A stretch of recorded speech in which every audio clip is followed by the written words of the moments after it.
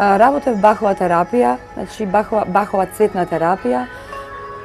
Тоа е една гранка на хомеопатија, значи има холистички пристап на работите. Тоа значи дека Баховата цветна терапија е терапија што ја би ја препорачала на секој еден што би било убаво да ја.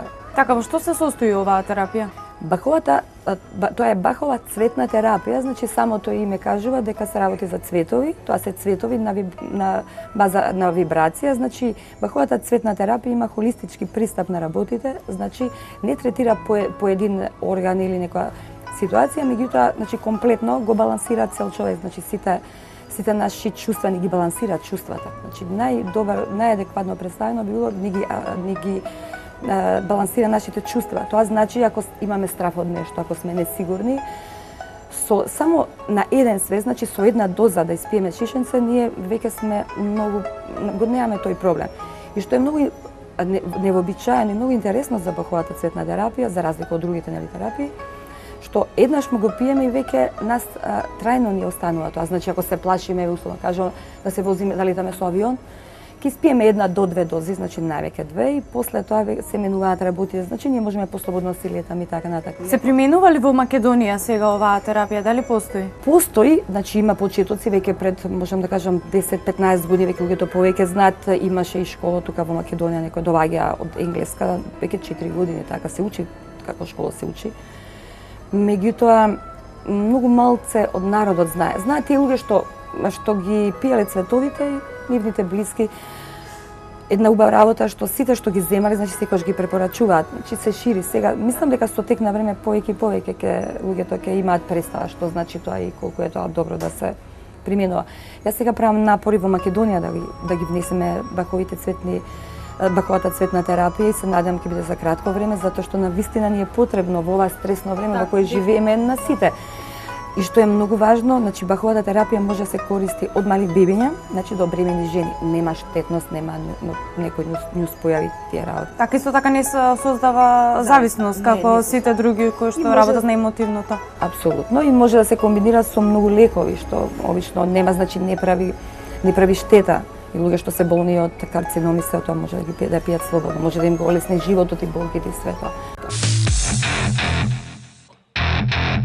Кај нас сите имаме веќе слушнато за фенг шуи. Отприлика знаеме што, меѓутоа не верувам дека некој го има точното сознание што всушност представува. Каква наука е фенг шуи? Може ли малку подетално да ни објасните за што станува збор? Фенг шуи како наука, значи комплексна, една вистина комплексна наука, значи треба да имаме добра подлога, прво школа, добро школа. Кај нас да се научи фенг шуи е невозможно. Затоа што јас учев во Белград, значи сепак треба од изворот да се научи на традиционалниот кинески фенг шуи, значи традиционалниот фенг шуи е многу различен, него малце сега и предавања и семинари што има за фенг шуи не се така. Јас мислам дека наука секогаш треба да си остане таква, да не пробуваме да ја менуваме. Така беше. Поготово една толку стара наука. Толку стара наука да и не едноставна, затоа што порано во фенг шуи влегувало и кинеска медицина, влегувало тука и кинеска астрологија, во една наука сите тие и радиестезија било во фенг шуи. Значи, еден фенг шуи мајстор тоа све морал да го знае. Денеска сето тоа не е разграничено така да е поедноставно. Фенг шуи е начин на живење, јас би рекла. Значи, наједноставно кажам, начин на живење. Значи не е само уредување на просторот што ќе носи позитивна енергија. Не е само уредување, значи ако веќе прифатиме да го си го уредиме нашиот простор по фенг шуи, треба да знаеме што ќе ни донесе. Зашто многу луѓе сакаат да го уредат просторот по фенг шуи, меѓутоа го уредуваат ради да кажам модели да кажат дека по фенг шуи, а они не знаат точно што ќе им донесе.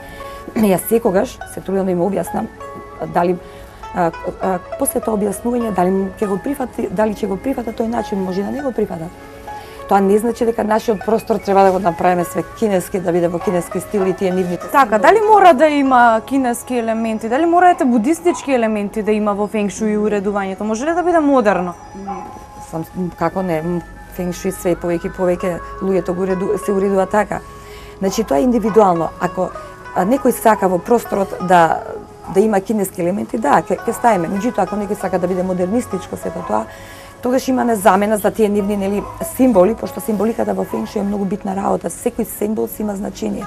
Значи секој символ си има свое зрачење спрема страните на светот и тоа е тоа што ја балансира таа енергија во просторот. Ако некој не го сака тоа, имаме замена, кристалите исто така зрачат, кај нас кристалите се познати, нели тие. Потоа може други символи, зашто луѓето обично си имаат слики и со слики може тоа да биде. Може и со бои да биде. Сега разни бои може да се стават во просторот спрема феншуи, значи нема ние да ставаме змеи или Каква улога играат боите во феншуито? Во феншуи секоја ситница игра улога за да добиеме една комплетна хармонија во цел простор да го избалансираме. Мислам све игра улога. Боите си имаат своја енергија, свое зрачење.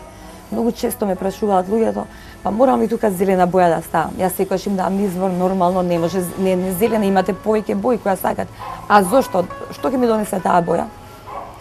Таа боја викам ќе ми донесе многу затоа што тој дел на светот, значи спрема степените, спрема делот, значи тој се балансира.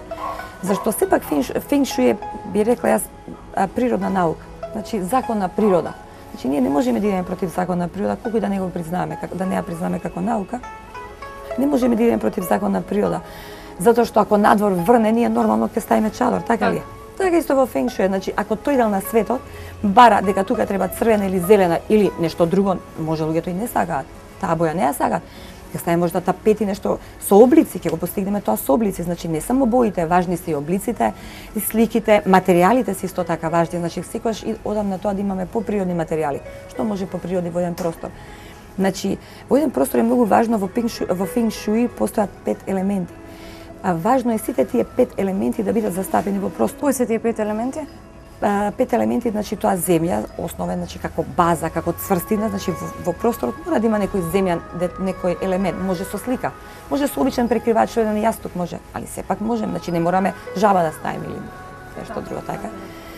Земја, оган, значи елемент на оган тука или бои на оган може да бидат, вода. Тоа е многу јак елемент што секогаш ни носи напредок, убаво да се стави, пошто и во феншуи има и полиња. Значи во поле кај што се парите или што сакаме да напредуваме во кој дел од нашиот живот. Елемент на метал. Металот е исто така јак елемент, елемент на дрво.